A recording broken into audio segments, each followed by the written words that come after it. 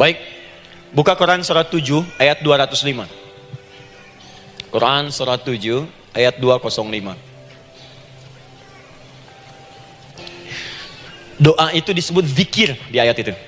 Jadi kalau ibu sedang berdoa, itu sedang berzikir. Wadhkur rabbaka fi nafsika tadarruan wa khifatan wa dunal jahri minal qaul. Ada ayatnya? Oke. Pakai Rabb lagi kan? Wadhkur rabbaka.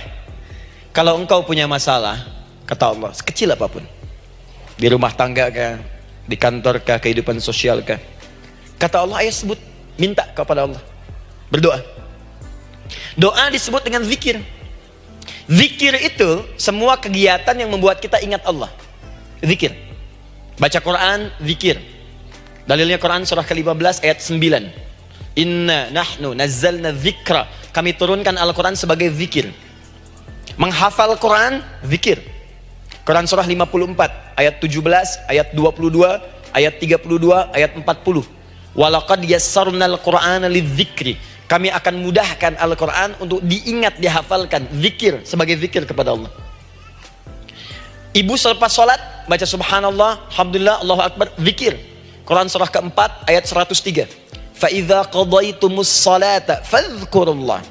Maka jika anda telah tuntas mengerjakan sholat, segera berzikir kepada Allah. Sholat sendiri zikir.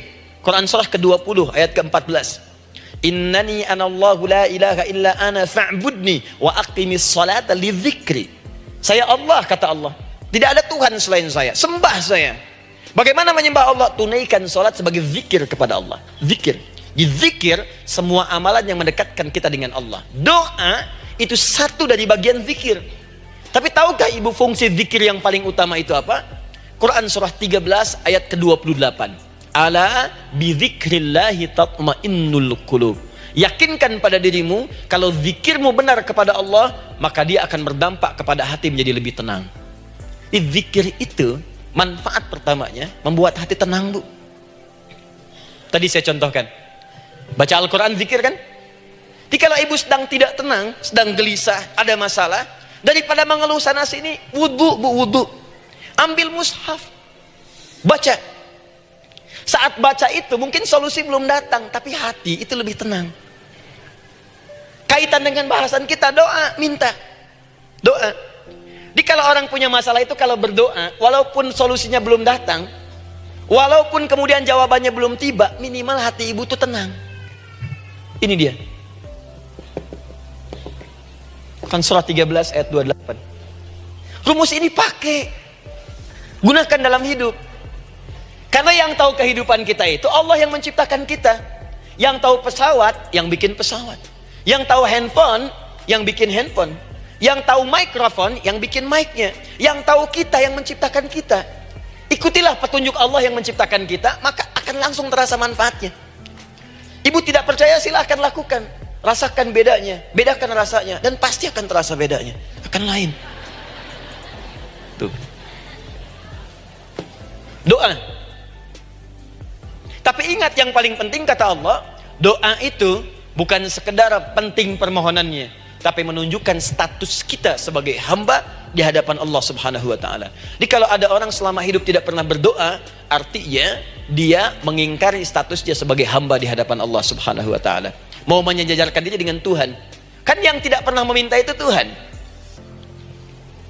Allah yang memberikan. Kalau manusia beda, pasti minta. Artinya kalau ada manusia nggak pernah minta, seakan-akan bahasa halusnya, kamu ini ngaku jadi Tuhan. Saya tempatkan kau di neraka jahanam yang paling bawah. Jahanam itu, Bu, belum masuk saja sudah terasa. Terasa. Buka ibu Quran surah misalnya ke-40 Ghafir tuh. Ya, ayat 45 sampai dengan 47-nya. Sebelumnya lagi lihat Quran surah ke-8 ayat ke-50. Itu penghuni neraka, Bu, yang bukan jahanam, saja. Penghuni neraka itu kalau mau meninggal itu dipukulin dulu malaikat. Depan belakangnya. Ayo, kamu keluar. Lama amat keluarnya rohnya katanya. Takut karena nggak punya bekal. Kan maaf ya, kaidah mengatakan orang nggak punya bekal itu takut pulang, apalagi orang merasa salah. Anak ibu berbuat kesalahan, mau pulang takut kan? Takut. Jadi kalau ada anak takut pulang, salah dia. Salah. Kemana anak nggak pulang-pulang? Pasti ada yang salah karena nggak berani pulang.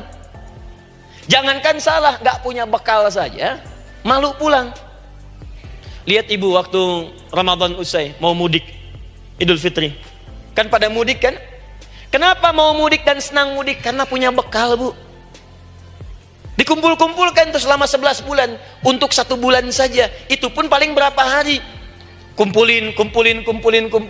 Terus telepon keluarga. Insya Allah aku pulang hari ini. Wah, senang semuanya.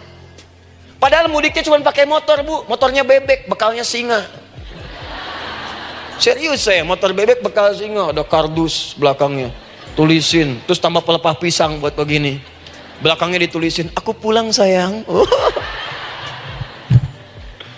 Jalan, mudik. Terus yang di rumah kan senang nerimanya. Kenapa? Karena ada yang pulang dan bawa bekal. Saya pernah tanya pada seseorang, kenapa anda nggak mudik? Nggak ada bekal Ustadz, nggak ada bekal, malu pulang. Kebayang nggak saat pulang menghadap Allah nggak punya bekal? Malu pulang, apalagi punya banyak salah. Jadi nggak mau keluar rohnya. Malaikatnya geram, dipukulin sama malaikat. Pukul depannya, pukul depan. Kamu ini cepat keluar, cepat keluar, cepat keluar. Keluar. Malu pulang. Tapi kalau punya bekal enak. Dan yang nyambut langsung malaikat. Bahkan nanti ada satu amalan saat dikerjakan. Itu orang ini sudah masuk surga, tapi semua malaikat di semua pintu surga yang 8 itu datang mengunjungi dia mengucapkan selamat. Itu ada di Quran surah 13 ayat 24.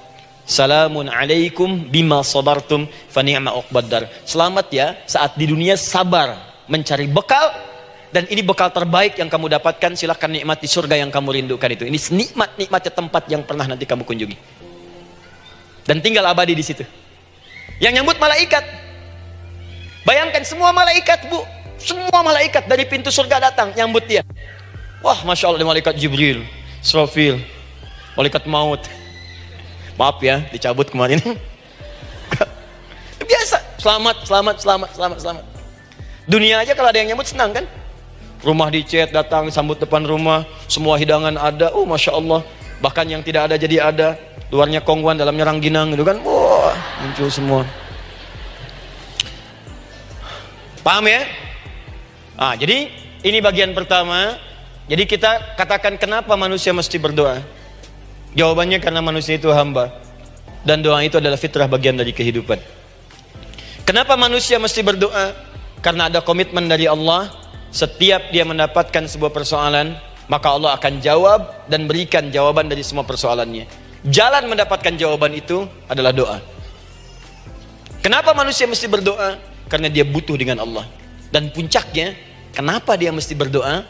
Karena Allah ingin membahagiakan kehidupan dunia.